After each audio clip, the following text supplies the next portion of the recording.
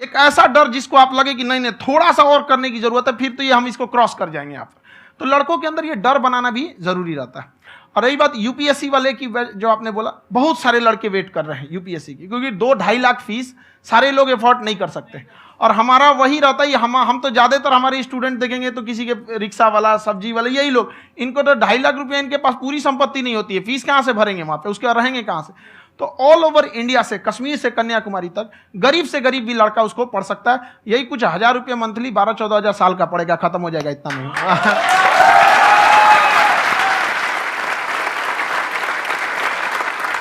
ये जो डंडे वाली बात इन्होंने कही, ये सच है? मतलब आप सच में एक डंडा रखते हो? पुलिस का ही है वो। और मारते हो? हाँ, कि मतलब अगर कोई लड़की छेड़ता है या ऐसा कोई भी उल्टा पुल्टा काम पढ़ाई करता लिखाई है, कुछ भी गलती करेंगे तो पिटाएंगे वो यहाँ पे, कैमरे पे, ऑन कैमरा, जैसा भी रहे, कुछ भी पिटाना तो उनको फिक्स है। एक तो कोई मतलब विधायक जी थे, उनके लड़का को पीट दिए, तो चला दल बल लेके अपना वहां पे। उसने घर पे नहीं बताया था कि सर ने पीटा है, बस बोल दिया कोचिंग में पीटा है। बाद में पता चला हम पीटे हैं, तो उसके पिताजी मेरे सामने और पीटे।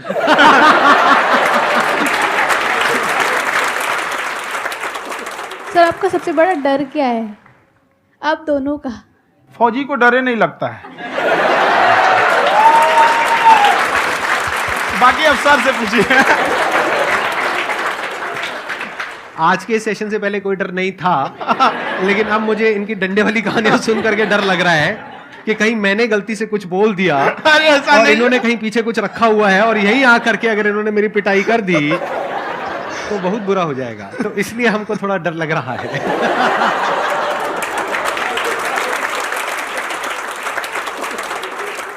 आपकी डेली कितने घंटे क्लासेस होती हैं? 6-7 घंटे। अभी भी खुद ही करते हो आप? हाँ, हमारे स्टाफ परेशान रहते हैं। हम 1:30-2 बजे सोते हैं, सुबह 6 बजे उठ जाते हैं, परेशान रहते हैं। यार इतना क्यों करते हो, है ना? कभी तो उनको भी साथ साथ लगना पड़ता है ना? उनको साथ साथ लगना पड़ता है। हम जग गए तो कोई सोया थोड़ी रहेगा, परेशान रहते, दिन में सोते ही नहीं है बेचारा, कहीं कहीं जाके सोते रहता है। तो हम सीट बांध दिए कि भाई तुम इस समय सो जाना, तुम इधर सो जाना। आपकी शादी हो गई या नहीं हुई अभी? मेरी खुशहाली देख के आप आइडिया लगा सकते हैं।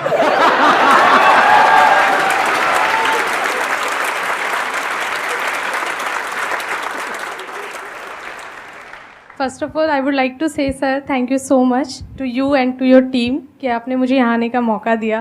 एंड सर अब तक मैंने आपको सिर्फ फ़ोन या लैपटॉप में ही देखा है दोनों को, आज फर्स्ट टाइम लाइव देख रही हूँ तो बहुत अच्छा लग रहा है। तो मेरा क्वेश्चन ये है सर आपसे, जब हम लाइफ में कोई डिसीज़न लेते हैं कि हमें ये पर्टिकुलर चीज़ करनी है, और क्योंकि हम डिसीज़न लेते हैं तो हमारी आदत है कि पहले हम 4 लोगों से पूछते हैं कि तू बता तेरी क्या राय है, तू बता तेरी क्या राय है। तो उनमें से अगर कोई हमें कह देता है कि ये बेकार डिसीज़न है मत कर, तो हमारा माइंड कहीं ना कहीं डाइवर्ट होने लगता है और उसकी वजह से हम अपना डिसीज़न चेंज कर देते हैं। तो मेरा क्वेश्चन ये है कि कैसे हम अपने डिसीज़न पे स्टिक रहे, कैसे हम जो दूसरे के ओपिनियन है उनको अफेक्ट ना होने दें अपने ऊपर।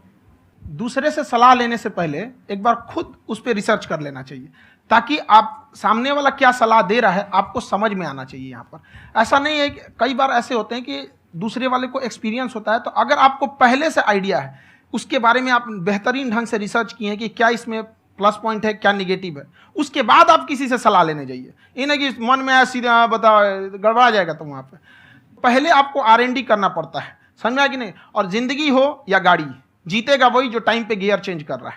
तो डिसीजन चेंज करना बहुत ज़्यादा गलत नहीं है। इन्होंने बहुत अच्छी बात कही है और मैं इसी बात में थोड़ा सा और ऐड ऑन करूंगा कि ये जो आपने कहा ना कि अपने डिसीजन पे स्टिक कैसे रहें, ये कोई अच्छी क्वालिटी नहीं है, क्योंकि टाइम टू टाइम आपको अपने डिसीजंस को चेंज करना होता है। जैसे आपने 4 लोगों से डिस्कस किया, कोई इंसान कुछ पॉजिटिव बोल रहा है, कोई नेगेटिव बोल रहा है, उससे फर्क नहीं पड़ना चाहिए। डिपेंड ये करता है कि वो जो बोल रहा है उसका बेसिस क्या है, क्या वो किसी नॉलेज या एक्सपीरियंस के बेस पे बोल रहा है या ऐसे ही कुछ भी बोल रहा है। ऐसे ही बोल रहा है तो फिर उसकी बात पे ध्यान क्यों दे रहे हो। अगर किसी नॉलेज या एक्सपीरियंस के बेस पे बोल रहा है, फिर चाहे वो पॉजिटिव बोल रहा है चाहे नेगेटिव बोल रहा है, दोनों ही मायने रखता है। उसके बाद में रिसर्च करनी है और फिर रिसर्च करने के बाद में फाइनल डिसीजन अपना खुद का होना चाहिए। अब वो डिसीजन उससे अलग भी हो सकता है जो आपने पहले लिया था, और वो सेम भी हो सकता है। सर मेरा क्वेश्चन दोनों से है आपसे, how to deal procrastination and laziness. हमारा ब्रेन है ना, ये बहुत आलसी टाइप का, इसको आराम खोजना पसंद है। अब थोड़ा सा भी अब इसको आराम की ओर लेके चले गए ना तो फिर उधर ही रहेगा। अब सोचेंगे 10 मिनट आराम कर लेते हैं ना, तो 10 मिनट 2 घंटा बना देगा। उसको टॉर्चर कीजिए, चल 10 मिनट बाद में, उसको आप उस पर हावी मत, वो कह रहा है कि हमको आराम चाहिए, आपको हाँ आराम मिलेगा, पहले काम फिर मिलेगा आराम। तो आप उसके हिसाब से मत चल। आपका मन कर रहा है थोड़ा सा देख लेते हैं, कोई नोटिफिकेशन आया, आप कोई काम कर रहे हैं, क्यों पहले काम कर लीजिए, बाद में देखिएगा ना नोटिफिकेशन। आप हावी मत होने दीजिए यहाँ पे। अगर आप 5 मिनट भी थोड़ा सा लूज पड़े ना, थोड़ा सा कमर सीधा कर लेते हैं, 2 घंटा बर्बाद कर दिया आपको। हावी मत होने दीजिएगा उसको अपने ऊपर। प्रोक्रेस्टिनेशन को तोड़ने का एक ही तरीका है, सबसे छोटे लेवल पे ले जा करके उस गोल को तोड़ दो। यानी वो गोल बहुत बड़ा है, उसको ब्रेक डाउन करो, उसके सबसे पहले स्टेप पे आ जाओ कि उसको अचीव करने का सबसे पहला स्टेप क्या है। जैसे गाड़ी चलाना सीखना है, उसका सबसे पहला स्टेप क्या है। अगर घर में कोई नहीं है सिखाने वाला या सिखाने वाली, तो बाहर जा करके जो गाड़ी का ड्राइविंग स्कूल है उधर जा करके पैसे दे दो। अब फंस गए ना, तो फंसा दो अपने आप को। दिमाग ये लगाओ कि अपने आप को कैसे फंसाया जाए। जब हम फंस जाते हैं ना, तो फिर हमको वो काम करना ही पड़ता है। Then there is no looking back. जब तक आप सोच रहे हो तब तक सोच रहे हो, उसको बोलते हैं पैरालिसिस ऑफ एनालिसिस, कि आप सोचते चले जा रहे हो अपने माइंड में, मैं ये करूंगा, वो करूंगा, वो करूंगा, वो करूंगा, और प्रोक्रेस्टिनेट हो रहा है, वो चीज टलती चली जा रही है। तो उसको छोटे से छोटे लेवल पे ब्रेक डाउन करके उसको कर दो, दैट इज नंबर 1। और जैसे ही करना शुरू करते हो, कोशिश करो कि उसको जब तक कि आप सही से नहीं कर लेते हो, उसको छोड़ना नहीं है, तो आपकी लेजीनेस भी खत्म हो जाएगी। कई लोगों को तो हमने देखा है, जो सप्ताह में कुछ भी नहीं करता, वो भी संडे को आराम कर रहा है।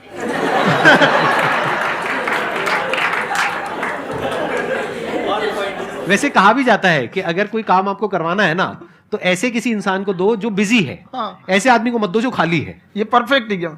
किसी को भी आप देखिएगा जिसको आप कहते हैं कि मतलब थोड़ा ठीक ठाक आप समझते हैं कि नहीं ये बहुत आगे निकल, वो एक काम को खत्म करने के बाद कभी आराम नहीं करेगा। एक काम खत्म हुआ, उसको लगेगा हाँ एक खत्म हो गया, अब दूसरा करना चाहिए। और वही जिसको देखिएगा एक खत्म हो गया और आराम करना चाहिए, कभी नहीं, लाइफ में आखिरी सांस तक।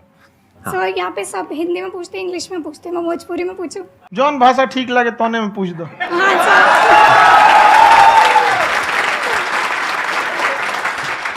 सर ये पूछे के चाहते नहीं कि जैसे हमने के पढ़ाई करी नहीं सर, तो कभी कभी डेली टारगेट्स जो होला वो कंप्लीट ना होला। अगर टारगेट्स कंप्लीट भी होला तो फिर ऐसा इरिटेशन या फिर वो एंजाइटी या फिर कि और करना है या फिर अभी नहीं हुआ, वो चीज़ हमेशा रहेला। तो वो कम कैसे करल जाए? देखिए टारगेट्स को ना हम लोग को एक अपने हिसाब से पहले फिट करना चाहिए। ऐसा नहीं कि दूसरे किसी इंसान को देख के हम टारगेट फिट कर ले। कोई लड़का 8 घंटा पढ़ रहा है, कोई पहली बार अभी पढ़ना ही चालू किया, उसको देख के 8 घंटा पढ़ेगा तो पढ़ाइए छोड़ देगा। तो आप अपनी क्षमता के हिसाब से देखिए कि आप कितना पढ़ सकते हैं। अगर आपने एक घंटे को बना लिया कि हम 1 घंटा पढ़ सकते हैं, अगले 1 हफ्ते तक उसको सस्टेन रखिए। जिम में कैसे करते हैं लोग, पहले दिन उठा लीजिएगा 1 कुंटल तो हार्ट अटैक हो जाएगा। तो वो धीरे धीरे टारगेट सेट कीजिए और अपनी क्षमता को भी देखिए। हर इंसान की क्षमता अलग है। कंगारू को देख के हाथी छलांग मारेगा, पैर तोड़ के बैठ जाएगा।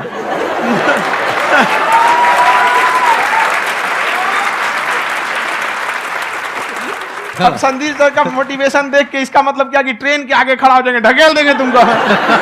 हालांकि ऐसा कर देते हैं, लेकिन ऐसा करिएगा लोग नहीं, क्षमता पता होना चाहिए। आपके अंदर एंजाइटी हो रही है कि मैंने कर तो लिया है। आप ये नहीं कह रहे कि मैंने कुछ भी नहीं किया है फिर मेरे को एंजाइटी हो रही है। आप ये कह रहे हो मैंने काफी कुछ कर लिया है फिर भी एंजाइटी हो रही है कि कहीं कुछ छूट तो नहीं गया है। तो बेसिकली आपको ये देखना है कि अगर आपके अंदर ये एंजाइटी हो रही है, that means you are a very good student. आप एक अच्छे स्टूडेंट हो। क्यों? क्योंकि बहुत सारे स्टूडेंट्स तो ऐसे हैं उनको पढ़ने के नाम से एंजाइटी होती है। तो आपको एंजाइटी हो रही है कि मैंने पढ़ लिया, दिन में मानो 8 घंटे का आपने टारगेट सेट किया और 6 घंटे पढ़ लिया, या मान लो 8 घंटे भी पढ़ लिया, फिर भी एंजाइटी हो रही है कि मैंने 10 घंटे नहीं पढ़ा। तो ये तो अच्छी क्वालिटी है ना, ये तो एक ब्रिलियंट स्टूडेंट की क्वालिटी है। क्योंकि एंजाइटी उसी को होती है जो केयर करता है, जिसको परवाह है, उसी की तो एंजाइटी होती है। जैसे माँ को अपने बच्चे की, जैसे एक माँ को अपने बच्चे के, जैसे एक माँ को अपने बच्चे को लेकर के एंजाइटी होती है। हंस लो मजाक उड़ा लो मेरा। कोई बात नहीं, एडिट कर देंगे इसको हम। हाँ।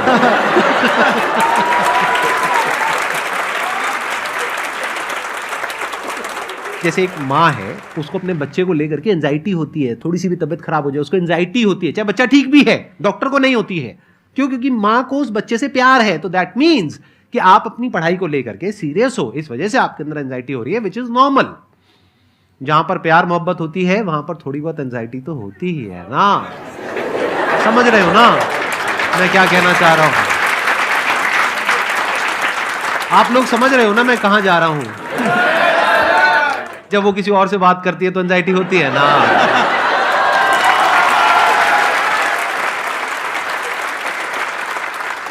सर आपकी स्टोरी हमने सुनी थी, तो एक टाइम आया था जब आप गंगा किनारे जाके बैठ गए थे।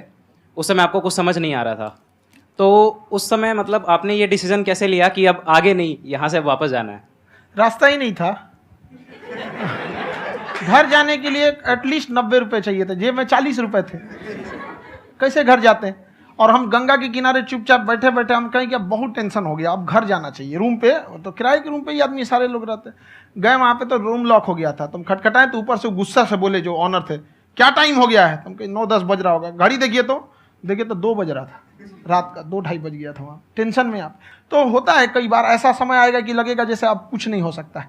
तो इससे घबराना नहीं है। कभी कभी गुच्छे की आखिरी चाबी भी ताला खोल देती है। जो बातें आपने बताई कि घर में प्रॉब्लम्स ये वो, ये तो बहुत लोगों ने फेस करी वहाँ पर। आप अकेले नहीं है, बहुत लोगों ने ये प्रॉब्लम्स फेस करी, बहुत तरह की प्रॉब्लम्स देखी, बहुत तरह की स्ट्रगल्स देखी, लेकिन वो सब इतने कामयाब नहीं हो पाए जितने कि आप हुए। तो आपके अंदर ऐसा कुछ ना कुछ है जो औरों के अंदर नहीं है। तो वो मैं जानना चाह रहा हूँ कि वो ऐसा क्या था जहां से कि आपका दिमाग यहां तक सोच पा रहा है कि मैं पूरे इंडिया में इतने बड़े लेवल का चेंज लेकर के आ सकता हूं, एजुकेशन फील्ड में रेवोल्यूशन लेकर के आ सकता हूं। ये सोचना ही बहुत लोगों के बस का नहीं है। मेरी एक खुद की थिंकिंग, अगर हमको कोई 100 रुपये किसी काम के लिए दिया, हम सबसे यही कहते हैं, तो हम कोशिश करते हैं उसे 200 का रिटर्न दे। अगर कोई हमसे 200 रुपया फीस दे रहा है, 250 दे रहा है, तो हम उसको ये कोशिश करते हैं कि तुम्हें ऐसा लगे कि नहीं भैया हमने 10-20 हज़ार का पढ़ लिया यहाँ पर। वो ईमानदारी से कभी कमी नहीं। और हमेशा अगर हम प्रॉमिस एक्स का करते हैं तो डिलीवर 4x करना चाहते हैं। ध्यान से सुनना और ध्यान से समझना इस फर्क को। अगर आप समझ पाए तो बहुत आगे जाओगे लाइफ में। एक वो होते हैं जो ये सोचते हैं कि हमें सब कुछ मिल जाए, हमें कुछ भी करना ना पड़े। दूसरी कैटेगरी होती है लोगों की जिनको जितना मिलता है उसमें भी चोरी चकारी करते हैं या कोशिश करते हैं कि उससे कम दे सामने वाले को जितना कि हमें मिल रहा है।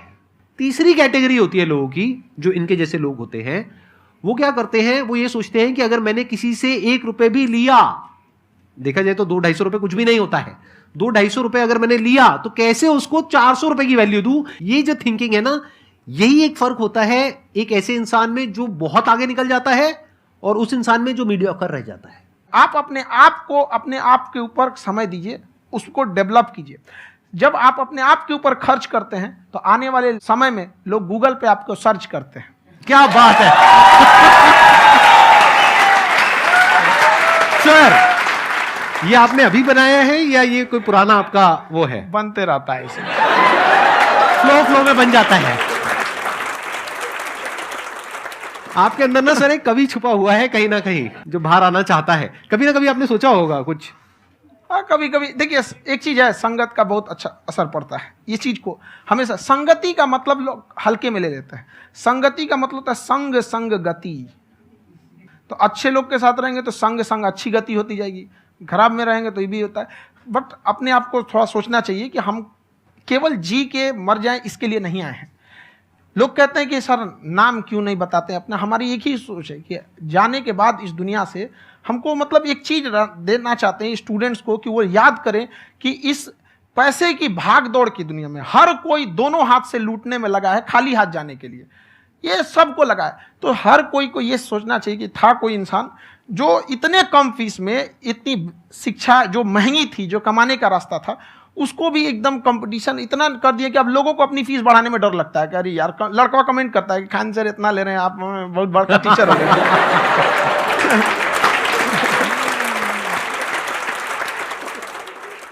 खान सर की एक क्लिप है, ये समय और समझदारी में बहुत फ़र्क होता है।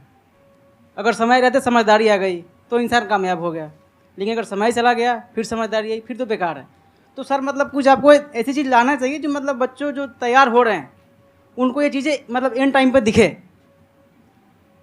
समझ रहे हैं आप मेरी बात? नहीं समझ?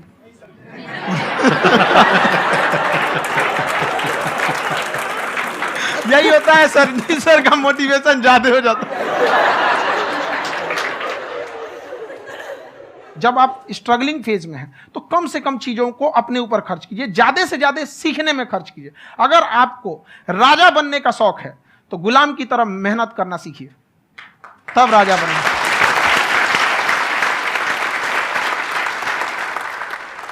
ये दुख, ये दर्द, ये सब तेरे अंदर है।